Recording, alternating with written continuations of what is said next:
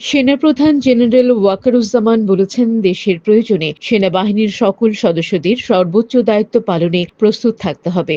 আজ বৃহস্পতিবার সকাল 9:30টায় রাজশাহী সেনানিবাসের প্যারেড গ্রাউন্ডে বাংলাদেশ ইনফ্যান্ট্রি রেজিমেন্টাল সেন্টারে 7ম কর্নেল অব দি রেজিমেন্টের অভিষেক অনুষ্ঠানে তিনি কথা বলেন। এর মধ্য দিয়ে সেনাপ্রধান বাংলাদেশ ইনফ্যান্ট্রি রেজিমেন্টাল সেন্টারের অভিভাবকত্ব গ্রহণ করলেন। ওয়াকারুজ্জামান বলেন, ইনফ্যান্ট্রি রেজিমেন্ট 1971-এর পর থেকে দায়িত্বশীলতার সঙ্গে তাদের দায়িত্ব পালন করে যাচ্ছে।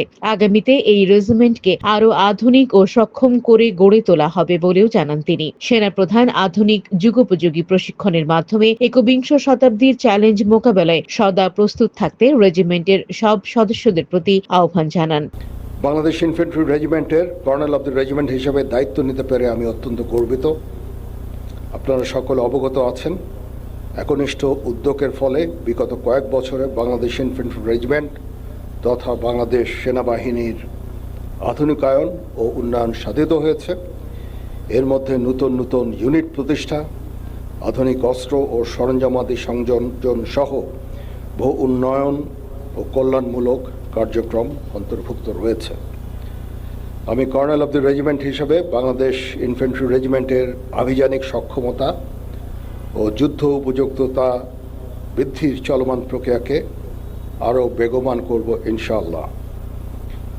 যুব উপযোগী ও আধুনিক প্রযুক্তির যে কোনো প্রয়োজনীয় যুদ্ধাস্ত্র এবং সরঞ্জাম যোগান দেওয়ার ব্যাপারে আমি সর্বদা সচেষ্ট থাকব।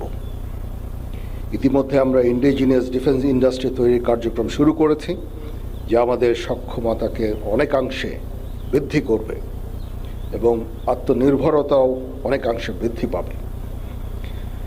কর্নেল অব দি রেজিমেন্ট হিসাবে আমি বাংলাদেশ ইনফ্যান্ট্রি রেজিমেন্টের প্রত্যেকটি সদস্যকে পেশাদার ও সুপ্রশিক্ষিত হিসাবে গড়ে তুলতে সর্বদা বদ্ধপরিকর।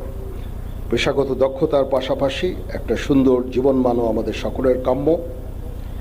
আমি যে কোনো কণ্ডালমুখী কার্যক্রম বাস্তবায়নের জন্য সর্বদা সচেষ্ট থাকব ইনশাআল্লাহ।